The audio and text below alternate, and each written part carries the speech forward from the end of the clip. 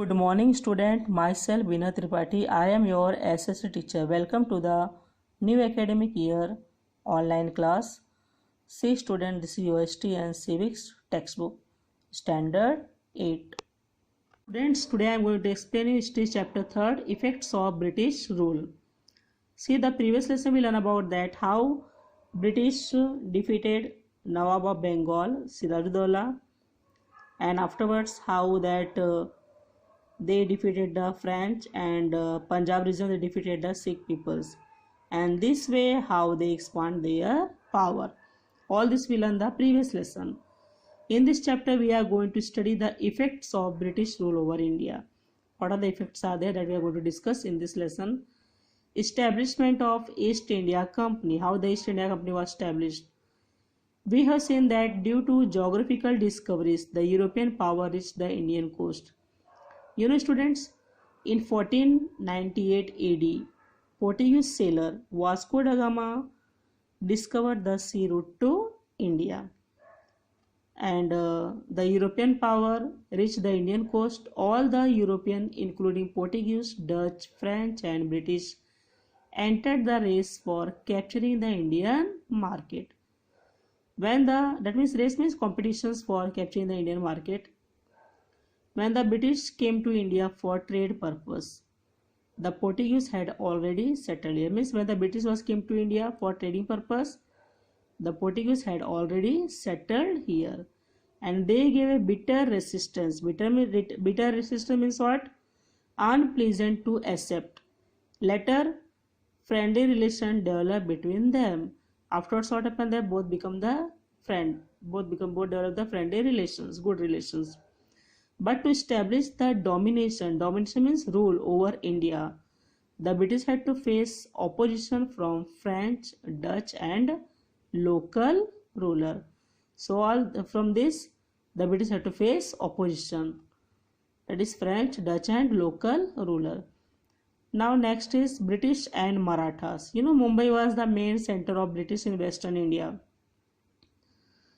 They were trying to acquire the nearby territories, means area, but the Marathas had strong hold over it. You know, Marathas are very powerful on that time. After the death of Peshwa Madhavrao, you know, Peshwa means what? Just like Prime Minister. His uncle Raghunath Rao approached. He asked for help from the British due to his greed for Peshwaship. That means Raghunath Rao came in greedy to become the next Peshwa, and because of that, Raghunath Rao asked the help to the British, and this led to the entrance of the British in Maratha politics. You know, students, that Marathas are very powerful. The British were not able to easily not enter the Maratha politics. But what happened that Raghunath Rao was asked the help, and this way the British get the golden opportunities, and this way they entered into the Maratha politics. During 1774 to 1818, 3 wars were fought between the Marathas and the British. So you have to that by heart this. During 1774 to 1818, 3 wars were fought between the Marathas and the British. During the first war, the Maratha unitedly faced the British and hence proved superior. Means in first war, what happened that in first war, that means Marathas defeated the British. In 1782, with the Treaty of Salbai, treaty means just like agreement of Salbai, the first Anglo-Maratha war came to an end. And this way 1782, with the Treaty of Salbai, the first Anglo-Maratha war came to end. Now, subsidiary alliances. In 1798, Lord Wesley arrived to India as Governor General. His objective was to establish the British dominion all over India. That means his objective was there, the British rule all over India. For this, he signed the subsidiary alliance with many Indian rulers. According to this alliance, the Indian ruler were assured, means given the guarantee, or we can say the surety for British military help. there were some terms laid on them. Means there are certain terms and conditions are there through this subsidiary alliance. That means India will get the help from the British military, but for that Indian ruler have to maintain British army in their court and have to pay cash or part of their territory to the company for its maintenance. The ruler will not have any alliance with any other power or declare war against any power without the intervention of the British. You know that suppose who are the rulers are they who are signed the those who are signed the subsidiary alliances. He will not have any relation with other kings, or he will not sign any treaty with other kings, or we can say about that they will not have any declare war against any power without taking the permission from the British. And the ruler would accept a British resident also in his state. This way everything was under the British control. Some Indian ruler accepted the system and lost their freedom. Means who are accepted these subsidiary alliances, after some time they lost their freedom. Everything was under the British control. And this way who are the rulers who accepted these subsidiary alliances, they lost their freedom. In 1802, Bajirao II signed the subsidiary alliance treaty with the British. This alliance is well known as a Treaty of Versailles, and it is very famous as a Treaty of Versailles also. And in 1802, Bajirao II signed the subsidiary alliance with treaty with the British. But this treaty was not acceptable to some Maratha Sardar. Means those are Sardars are there, they are not ready to accept this subsidiary alliances, and they are totally against of that. And this led to the Second Anglo-Maratha War. After the victory of the British, there was increased interference of British into the Maratha state. Students, in Second Anglo-Maratha, in this what happened that British defeated the Marathas, and when the British defeated the Marathas, then afterwards what happened, they increased their that means after the victory of the British, there was increased interference, involvement. That means they are started to involve of British into the Maratha state, and this make intolerable, means we can say the insufferable. And Bajirao II waged, means start a war against the British. He was defeated in this battle, and in 1818 he surrendered to the British. That means in this war, Bajirao II started the war against the British, and in this war Bajirao II defeated, and afterwards in 1880 he surrendered himself to the British. In the meantime, the capital of Mughal was under the control of Daulat Rao Shinde. By defeated troop means battalion of Shinde, General Lake captured the Mughal emperor and gained victory over Hindustan. This way, by defeating the troop of Shinde, General Lake captured the Mughal emperor and gained full victory over Hindustan. Now next we learn about the Chhatrapati Pratap Singh. Although the Peshwaship came to an end, Chhatrapati Pratap Singh, Chhatrapati means king, of Satara was still ruling. Britishers signed a treaty with Chhatrapati Pratap Singh and appointed Grand Duff as an officer to assist him. Assist him means to help him in the state affairs. But later the Chhatrapati was dethroned. Dethroned means he was removed from their power. He was removed from the throne and exiled. Exiled means he was sent to Kashi. He died there in 1847. Who? Chhatrapati Pratap Singh. Gango Bapuji Gupte, lawyer officer of Chhatrapati fought the legal battle and went up to England. Legal means legally, not to do the war in the battlefield. Through the court, legally, he fought the battle and went up to England. But his efforts were unsuccessful. Later, Lord Dalhousie rejected the adoption policy and in 1848 annexed the state of Satara. Do you know it is also very important, students? We are going to learn about what types of work were done by Chhatrapati Pratap Singh. Made provision of water to the city by building a water tank on the backside of Yevteshwar temple and Mahadara in Satara. Roads were built in the city. Trees were planted on both sides of the roads. Schools were built for boys and girls for teaching Sanskrit, Marathi and English medium. Printing press was set up and many useful books were published. In 1827, Sabhaniti, a book on polity, means to rule the kingdom, was printed. He built roads from Satara to Mahabaleshwar to Pratapgarh. The same road further extended to Mahad. Chhatrapati Pratap Singh used to write personal daily diary. So these types of works were done by Chhatrapati Pratap Singh. Effects of British rule on India.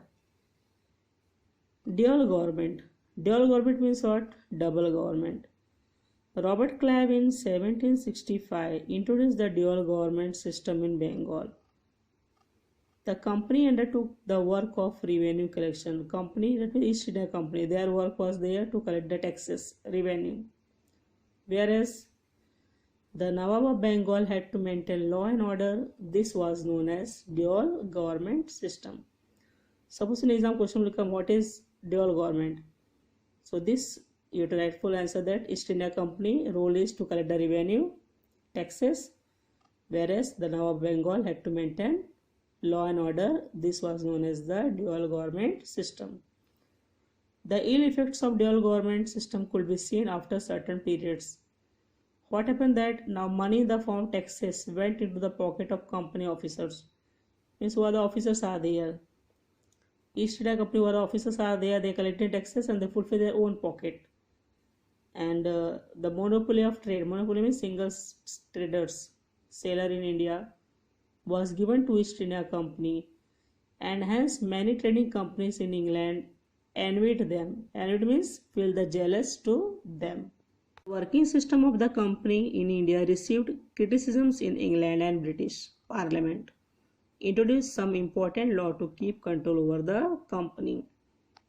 Now Parliament is law.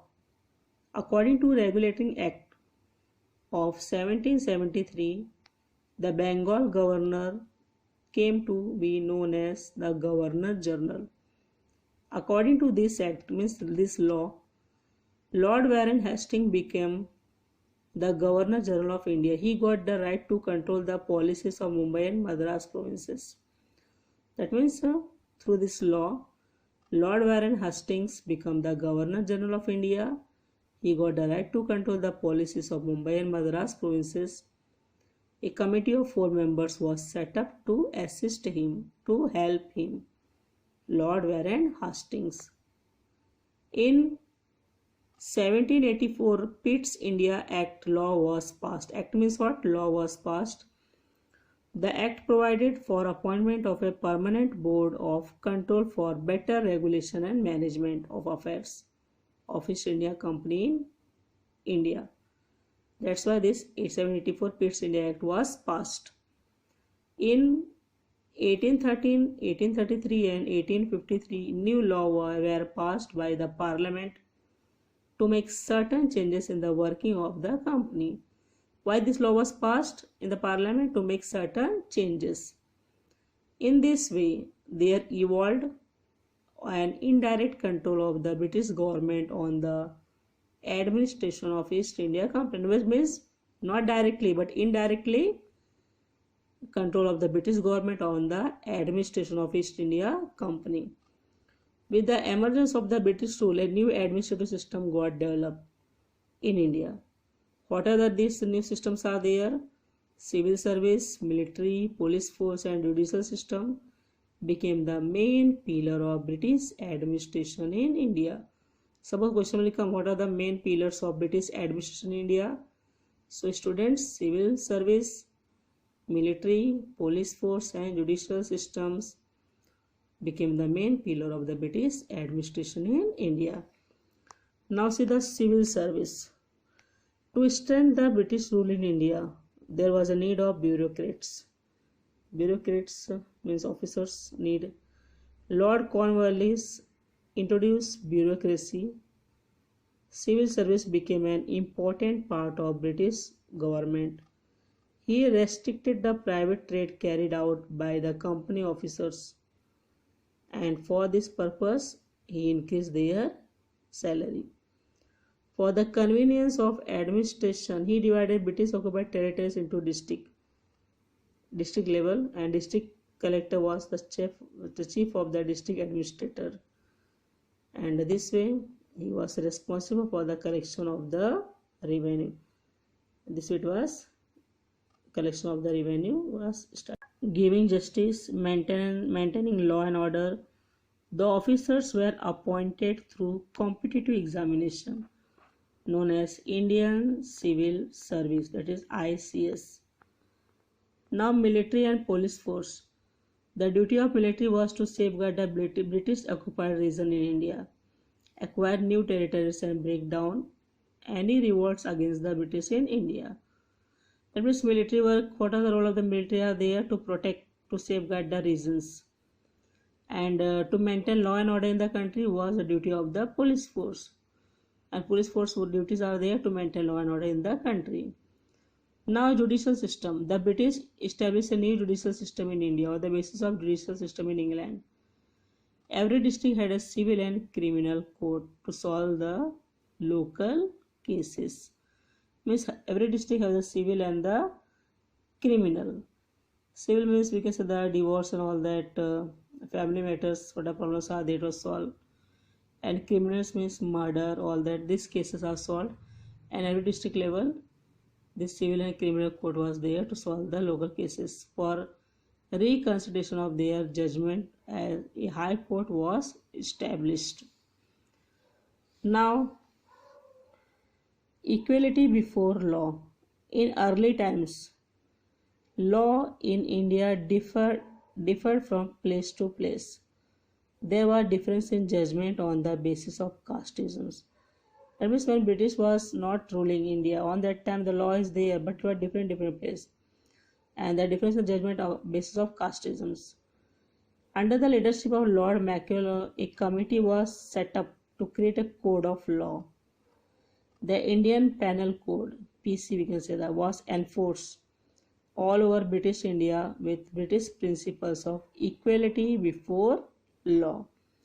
That means British make the equal law for all. But there was some defects are there in it. There were separate court and different law for the European. But means for India it is same law, but for European it was different. That means there was separate court for different law for the European. So this new law were difficult to be understood by common people.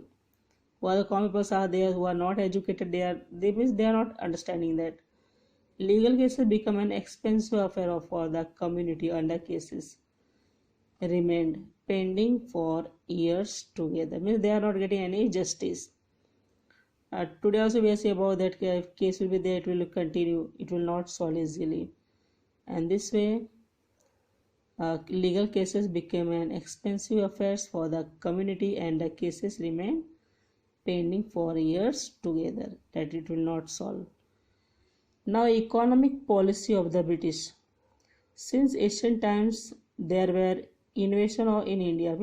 Since in India so many outsiders came to India, many invaders settled in India and were absorbed in the Indian cultures. Even though they ruled also here, they never made any changes on the basis of Indian economic systems. That means so many outsiders came to India, that settled India, they absorbed the Indian cultures, even though they ruled here. They never made any changes in the basic of Indian economic system. The British were an exception. Only the British was made the changes all that, and remaining nobody was done. England was a modern nation due to industrial revolution, capitalist economic. You know that England was a modern nation. Why? Because of that, due to industrial revolution, capitalist economic. England, there are so many industrial revolution. Because of that, capitalist economics prevailed. Prevailed means what? Superior. So many industrial factories are there, and this way England was a modern nation. Hence, they inculcated on economic system in India, which was conducive to economic system in England. Due to this, the Britishers gained economic benefit, but India started facing economic exploitation. Means Britishers are getting the profit, benefits, but Indian are not getting any economic profit. India are always exploited by the British government. Means British was not making any welfare for the peoples. Britishers are not support to the Indians peoples, and this way, what happened that the British gained the economic benefit, but Indians are always started facing economic exploitation. Now, land revenue policy.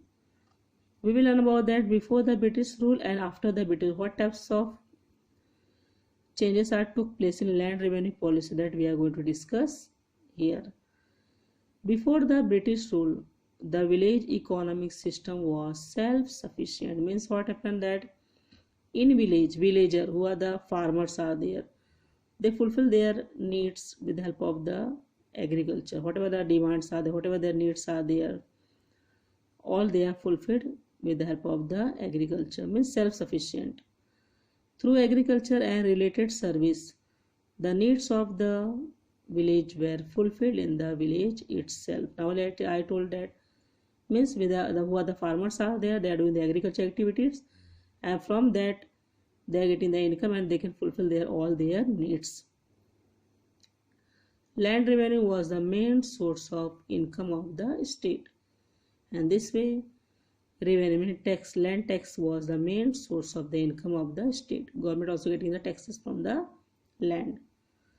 During the pre-British period, revenue was based on the type of cultivated crops, and that means whatever the crops are cultivated, revenue are based on the type of that. The farmer was accepted, means they are given the excuse from taxation in case of loss of crops. Sometimes if there are heavy rainfall or no rainfall, crops are failed, the farmers are given the excuse also, and that year they are also not pay the taxes to the government. Revenue was mainly collected in the form of grain. Normally what happened that revenue means taxes was mainly collected in the form of grain. Even in case of late payment, suppose sometimes the farmers are not able to pay the revenue on time or late payment of tax, the farmers' land was not confiscated. That means their land was not taken by the government. Confiscated means what? Taking things away from someone, and this way on that time the farmers' land was not confiscated. Okay, that governments were not taking the land of the farmers. So these are means before the British rule. After when the British was came to India, now we'll learn about what types of problems faced by the Indian peoples. To increase income, you know that British aim was there to make the benefit, make the profit. They are not thinking about the Indians farmers conditions. They just making their own profit only, and they are not bothered about the what types of farmers are facing the problems and why we are exploiting to the farmer. They are not thinking all this thing. To increase income, the British made important changes in the revenue system. Land was measured and as per the area of the land. You know that the Britishers have measured the land and fixed the revenue. The tax was fixed means revenue was fixed. They measured the land and fixed the revenue. Payment of tax was made compulsory in the form of cash, and also they said that they want the whatever the that means they made compulsory in the form of cash. If the farmers fail to pay tax in time, then his land will be confiscated. That means, see that what they done, British was done that they, what types of changes they done in the revenue system? They measure the land and fix the revenue, and also they made tax made compulsory in the form of cash. And if farmers are not able to pay the tax on time, then his land will be taken, that means confiscated. The British system of land revenue collection different from place to place. It is not same. Different place, different types of collection they are doing that. Land revenue collection different from different place, which led to exploitation of all farmers. Means farmers are exploited each and different place, and this way these types of economy, that means revenue system was made by British government. They always exploited to the Indians farmers. Now let's please learn about that consequence of new land revenue system. There were undesirable effects of new land revenue system on the rural life. For payment of taxes, Indian farmers started selling the crops at whatever price is received. You know that because the British was fixed, their tax was made compulsory in the form of cash, and that's why now the farmers not have any option. So to pay the taxes, Indian farmers started selling the crops at whatever price it received, less or more. They are not getting the more profit every time. They are getting the less price only. They are ready to sell their crops. The merchants and brokers. Brokers means a person who buy and sell goods. Started purchasing their goods at minimum rate. Who are the brokers are there? Who are the merchants are there? They also exploiting the farmers, Indian farmers. Very less price, very minimum rate they are taking the goods from the farmers. And farmers also not have any option. They are also giving the goods to the, that means they are also selling their goods to the brokers and merchants, because they didn't have any option, because they want money to pay the taxes to the British government. At certain times, the farmer had to mortgage his land to the money lender for arrangement of money. Sometimes also they mortgage his land to the money lenders to take the money from the money lenders to pay the tax to the government. Farmers became bankrupt, and this way now farmers become bankrupt in case of non-repayment. Suppose they are not able to pay the payment of loan, the farmer had to sell his land. If they could not able to pay the loan, what happened that they didn't have any option, they have to sell their land. The farmer was exploited by the government, jamindar, money lender and merchant. Means all are exploited to the Indian farmers, and this way farmers condition become very poor and poor day by day. In British times, farmers condition is very poor. Farmers are not getting any profit. All are exploited to the Indian farmers. Government also, jamindars also, money lenders also, and merchants also. All are exploited to the Indian farmers. Commercialization of agriculture. Initially, food grains were cultivated by the farmers. It used to fulfill their domestic needs as well as needs of the village.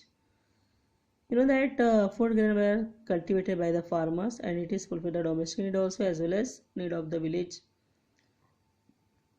The British government started giving more encouragement to cash crops like cotton, indigo, tobacco, tea, etc. Why? Why the British government was started giving more encouragement? Because through the cash crop, British are getting more profit. Cotton, indigo, tobacco, tea, from these crops, British are getting the more and more profit. That's why they encourage to the farmers to grow these crops. The process of giving stress on cultivation of profit-giving cash crops instead of food grain is known as commercialization of agriculture. And that is what happened, that the process of giving stress on cultivation. It is a profit-giving cash crops instead of food grain. And this way we can say it is known as the commercialization of agriculture. Famine. Famine, that is from 1860 to 1900, India faced great famines. Famine means what? Is an extreme shortage, especially of food. Example of famine is when there is no food and people are starving. And but the British rule did not take much efforts to overcome it. Similarly, not much expenditure was made on provision of water supply. So British was not done anything for the people. And this way lots of problems are faced from 1860 to 1900. Indian faced great famine problems, starvation. Development in transport and communication system. For increasing trade and convenience of administration, the British developed modern facilities to start the increase the trading, export, import business and convenience of administration. The British developed modern facilities like transport and communication in India. In 1853, first railway ran on the route of Mumbai to Thane. When the first railway ran on the route of Mumbai to Thane in 1853. In the same year, British started telegraph system in India. Due to it, all cities and military stations got connected to one another. And this what happened that all cities and military stations got connected to one another. Similarly, the British also started the postal system. See the picture that Mumbai Thane Railway 1853. It is clear cut. You can see that train. Now, due to all this development, there was a long-term impact on the social life of the Indians. Due to this, there was increasing sense of unity among them. Also, we can learn about the what types of long-term impact was on the social life of the Indians. And due to this, there was increasing sense of unity among them. Let's see. Decline of traditional industries in India. So we learn about how the traditional industry in India was started to decline. The British government obtained huge tax on goods exported from India to England. So whatever goods are exported from India to England, the British government obtained huge tax for that. On the other hand, very less tax was imposed on goods imported from England to India. And this way, other than what happened, the very less tax imposed on goods imported from England to India. That means, export means send goods or service to another country for sale. We can say the export, send. Import means bring goods or service into a country for abroad for sale. Import means to take and export means to send. Also, the goods manufactured in England were machine made. You know that in England so many machines are there. With the help of the machines and factories, what happened that in England the goods manufactured in England were machine made and hence there was maximum production at minimum cost. So they make more production and very cheaper price they are selling into the market. And to compete with such cheap product was difficult for the Indian artisans. And this way in these competitions, Indian artisan was not fulfilled. They are facing lots of difficulties. Eventually, it led to closing down the traditional industries and many artisans become unemployed, jobless. Because to compete with such cheap product was difficult for the Indian artisans. And these other reasons are there why decline of traditional industries in India. Development of new industries in India. Now we'll learn about how the new industries was started in India. Due to the lack of British support, experience of management and capital, the Indian businessmen could not come forward in large number. You know that who are the businessmen are the Indian. Why they are not come forward? Because what are reasons behind that? This Indians people's not getting the support from the British, and India also not have the experience of management, how to set up the industries and factories, and also that they are not able to have the more and more capital money. And this way, these are the reasons are there why the Indian businessmen could not come forward in large number. Yet some of them built up their business by overcoming these problems. But then also some are come forward and they build new industries in India. So just see about that who are there, who are come forward and built up their business by overcoming these problems. In 1853, Kosaji Nanabhav Dawar started the first textile mill in Mumbai. In 1855, the first jute mill was started at Risda in Bengal. In 1907, Jamshedji Tata established the Tata Iron and Steel Company at Jamshedpur. So these are the businessmen are there. They come forward and built up their business by overcoming these problems. In India, coal, metals, sugar, cement and chemical industries came to be started, and this way all this industry also started. Now we learn about the social and cultural effects. In the 19th century, Europe, a new era took shape on basis of values like humanitarianism, means giving the more importance to the promotion of human welfare. That means we can say the democracy. Nationalisms, patriotisms, liberalisms, etc. These are the basic values are there. This change in West led to obvious repercussions, means what outcome on India. For carrying out administration, the British had to understand the Indian society. Now Britishers are realized that if we administrate the means if you make the carry out the administration, the British had to understand the Indian society first, and for this purpose they started studying traditions, history, literature as well as music. Flora means flower, fauna means animals of India. That means they realize that now we have to administer the India country. We should learn about the Indians traditions, their culture, their history, their what are the musics are used here, what are the flowers are there, fauna, animals are they all they have to study. That is they realize, and this way they start to show their interest to study. In 1784, Sir William Jones, an English officer, established the Aesthetic Society of Bengal at Kolkata.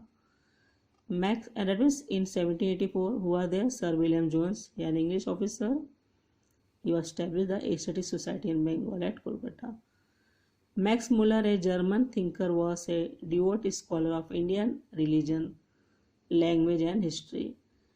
Due to these examples, there arose feeling among newly educated Indians to study Indian religion, history and tradition. This way, what happened that this example there arose feelings of among newly educated Indians also showing their interest to study the Indian religions, history and traditions. Now we learn about the British introduced many law in India. What are they?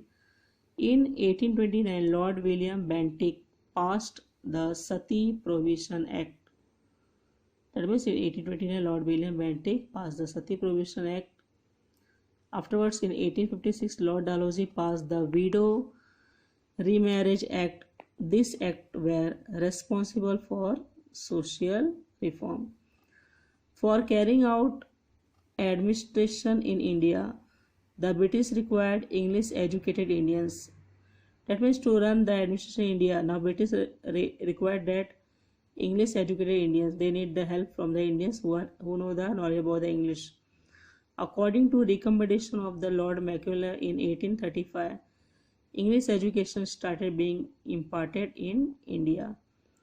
Through new education, Indians were introduced to Western thoughts, modern reforms, science and technology, and this way to introduce Western thoughts, modern reforms and science and technology. In 1857, universities were established at Kolkata, Mumbai and Madras, Chennai. The Western educated middle class Indians led the social reform movement in India, and this way we learn here the Western educated middle class Indians led the social reform movement in India. See the students, this lesson is very easy. You have to read this lesson twice and see the your textbook exercise is given that rewrite the statement by choosing the appropriate options. Explain the following concept: civil service, commercialization of agriculture, economic policy of British. Explain the following statement with reason, that is give reason. Complete the following table. All these are the assignments are there. You have to do this. This is assignment. You have to do this as a homework. I hope that you understood this lesson. Thank you.